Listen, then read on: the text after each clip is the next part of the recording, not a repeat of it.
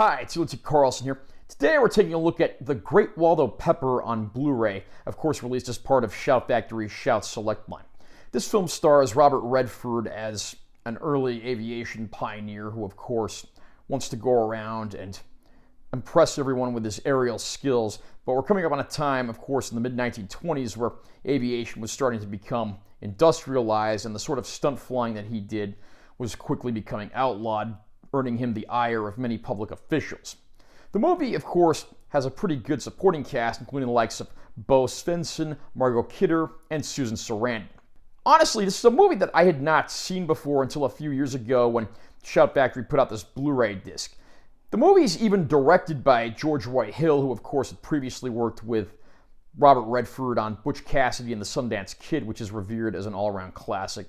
And there's a great all-around cast and crew alike. I mean, the famed Edith Head even designed costumes for this film. And it's a movie that really doesn't get talked about a whole lot, and even though this film has its issues, I think that's a bit of a shame because the aerial sequences are some of the best that I've seen in a movie like this.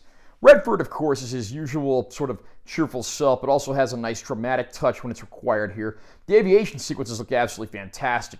One of the stunt pilots who worked on this film is the late great R. Scholl, who, of course, was killed when his stunt went awry when he was filming footage for one of my all-time favorite films, Top Gun.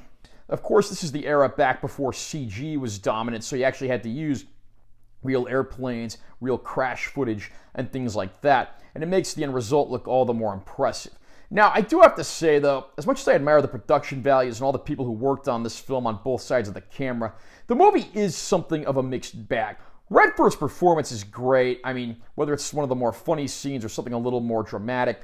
But the problem is, the movie can't quite decide if it wants to be a comedy or a drama. And at times, it goes a little too far in both directions. There's some very lighthearted sequences early in the film that are very funny, like they're setting this up to be something of a throwback comedy. But the problem is it quickly becomes a lot more dramatic and dark. I mean, characters literally die in this film. It takes a pretty dour turn a few times, and it feels like two different movies that were slapped together as a result.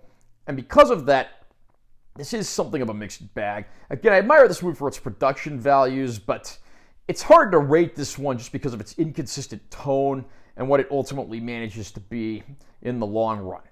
Whether or not you'll like this film is debatable. I mean, there's a lot to admire about it, even if it does have a lot of problems, but it probably is one of those I'd file under try before you buy. This release from Shout Select actually looks very good.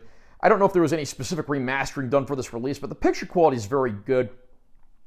It's always had the look of an old-fashioned film because, of course, it was shot in the 70s, but it was set in the 1920s, and overall, it is a good-looking Blu-ray disc, and I'm not disappointed with the picture quality at all.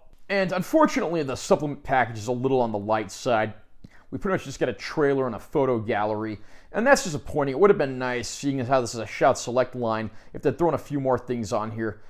But, again, I'm glad we got anything at all. Picture quality is pretty good, and while the end result of the film is a bit hit and miss, if you can find this one for a budget price, perhaps during one of Shout Factory's sales, it might be worth picking up. How about you? What do you think of The Great Waldo Pepper? Do you think it's one of the best performances from Robert Redford? Do you think it's one of your favorite aviation films? Comment down below and let me know what you think. Also, remember to subscribe to this channel for more content. I'm always posting new videos. And make sure you give this one a like if you found it helpful. I'm Taylor T. Carlson. I'll see you next time.